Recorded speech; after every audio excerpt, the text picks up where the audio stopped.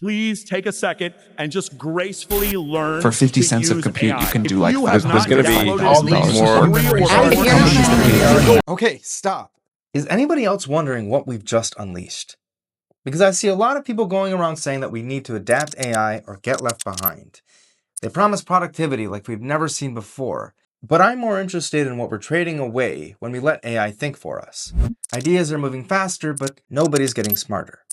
Because we're outsourcing our original thinking and decision-making to an AI. Mental effort and strain are disappearing. Our collective capacity for independent reasoning is starting to atrophy.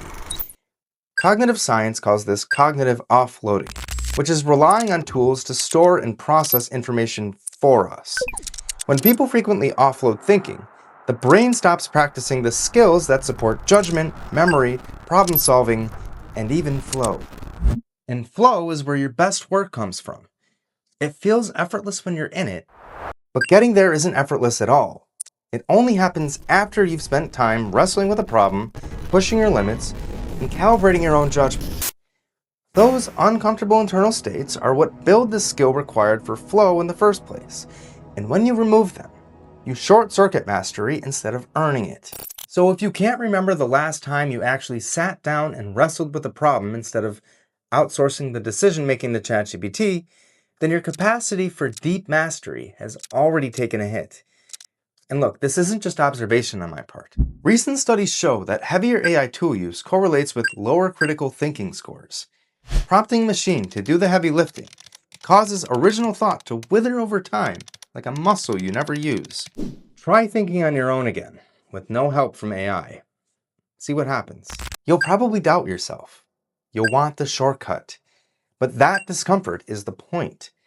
AI dependence trains you to treat boredom, uncertainty, and mental strain as inefficiencies. But sitting with those feelings and examining them is how you stay sharp and create ideas worth sharing. I have a prediction. In the early 2030s, the ability to produce something imperfect will be a valuable and rare skill because it takes time. Sure, AI use will be the norm because people just prefer the path of least resistance.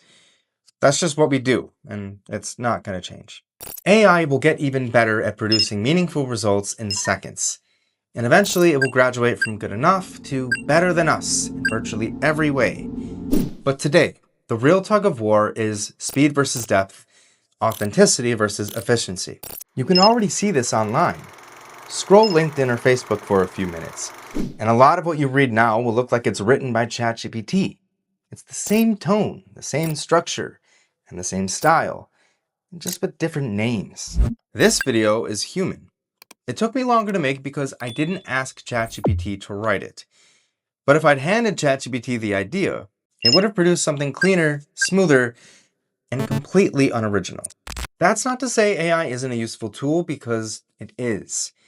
But if using it makes us dumber and more homogenous, then we're using it wrong. And I don't want to live in a world where we outsource our own thinking.